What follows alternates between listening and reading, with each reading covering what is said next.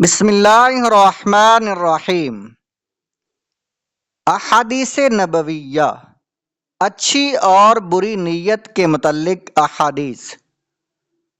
حدیث شریف بخاری شریف کتاب بدء الوحی میں پہلی حدیث نقل ہے۔ حضور اکرم صلی اللہ علیہ وآلہ وسلم نے فرمایا، اعمال کا دار و مدار نیتوں پر ہے، اور ہر شخص کے لیے وہی ہے جس کی اس نے نیت کی، لہذا جس کی ہجرت اللہ تعالیٰ اور اس کے رسول صلی اللہ علیہ وآلہ وسلم کے لیے ہے تو اس کی ہجرت اللہ و رسول صلی اللہ علیہ وآلہ وسلم کی طرف ہے، اور جس کی ہجرت دنیا پانے یا کسی عورت سے نکاح کرنے کے لیے ہے تو اس کی ہجرت اسی طرف ہے جس کی اس نے نیت کی۔ محترم حضرات، امیر المومنین فی الحدیث حضرت امام بخاری علیہ رحمہ نے اپنی کتاب صحیح بخاری کا آغاز اسی حدیث پاک سے کیا اور خطبہ کی جگہ اس حدیث پاک کو رکھا۔ حدیث شریف کے اسباب، کشف المشکل جلد اول صفحہ نمبر 16 دارالکتب علمیہ بیروت میں نقل ہے کہ جس طرح قرآن مجید کی آیات کے شان نزول اور اسباب ہوتے ہیں، اسی طرح بعض احادیث کے بھی اسباب ہوتے ہیں۔ اس حدیث کا سبب یہ ہے کہ ایک شخص نے مکہ میں ایک عورت کو نکاح کا پیغام دیا تھا، وہ عورت ہجرت کر کے مدینہ چلی گئی، وہ شخص بھی اس سے نکاح کی رغبت میں مدینہ چلا گیا۔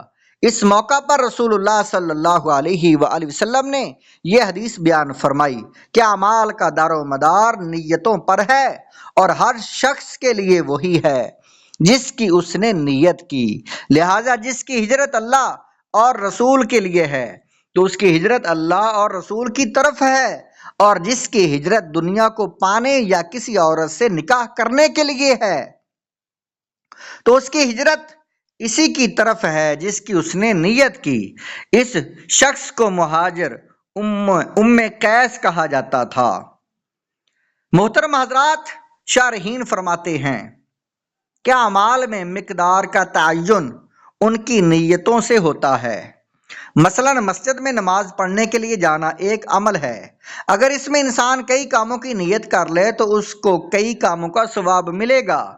مثلا وہ نیت یہ کرے کہ راستے میں اس کو جو مسلمان ملے گا وہ اس کو سلام کرے گا، اگر اس سے پہلے سلام کیا تو اس کے سلام کا جواب دے گا، اگر کوئی ضرورت مند سائل ملا تو اپنی حیثیت کے مطابق اس کا سوال پورا کرے گا، نیکی کا حکم دے گا، برائی سے روکے گا، راستہ میں کوئی پتھر یا تکلیف دہ چیز نظر آئے گی تو اسے ہٹا دے گا، نماز کی دوسروں کو بھی دعوت دے گا، مسجد میں جب داخل ہوگا تو سیدھا پاؤں داخل کرے گا اور مسجد میں داخل ہونے کی دعا پڑھے گا، نفلی اعتکاف کی نیت کرے گا تو اگر وہ ایک عمل میں متعدد نیک کاموں کی نیت کرے گا تو اس ایک عمل میں اس کو متعدد نیک کاموں کا اجر ملے گا۔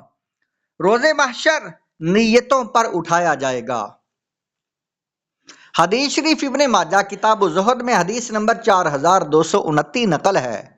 نبی کریم صلی اللہ علیہ وآلہ وسلم نے ارشاد فرمایا، روز محشر لوگوں کو ان کی نیتوں پر اٹھایا جائے گا۔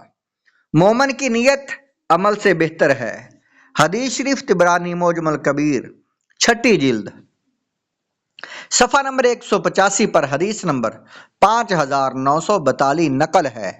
سرور کونین صلی اللہ علیہ وآلہ وسلم نے ارشاد فرمایا، مومن کی نیت اس کے عمل سے بہتر ہے۔ بنی اسرائیل کا ایک شخص، تفسیر کبیر میں سورہ بقرہ کی آیت کے تحت امام فخر الدین رازی علیہ رحمہ ایک حکایت نقل فرماتے ہیں کہ بنی اسرائیل کا ایک شخص قحط کے زمانے میں ریت کے ایک ٹیلے کے پاس سے گزرا تو دل میں کہا، اگر یہ سارا کھانا ہوتا اور میری ملکیت میں ہوتا تو میں اسے لوگوں میں تقسیم کر دیتا۔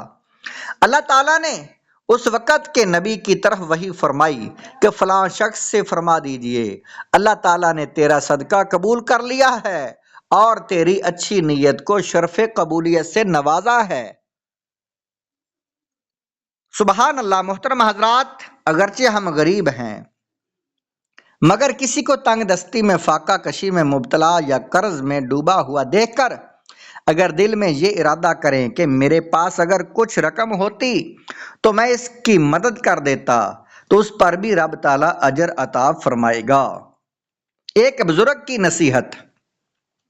ایک شخص نے کسی جگہ اچھا سا مکان بنوایا، مگر مکان مکمل ہو گیا تو کسی بزرگ کو دعا کے لیے بلوایا۔ وہ بزرگ اس کے گھر تشریف لائے اور دعا فرمائی۔ ان بزرگ نے مکان میں موجود ایک کھڑکی کو دیکھ کر پوچھا کہ یہ کھڑکی کس لیے ہے، کس لیے بنوائی گئی ہے؟ وہ شخص عرض گزار ہوا، حضور روشنی کے لیے بنوائی ہے۔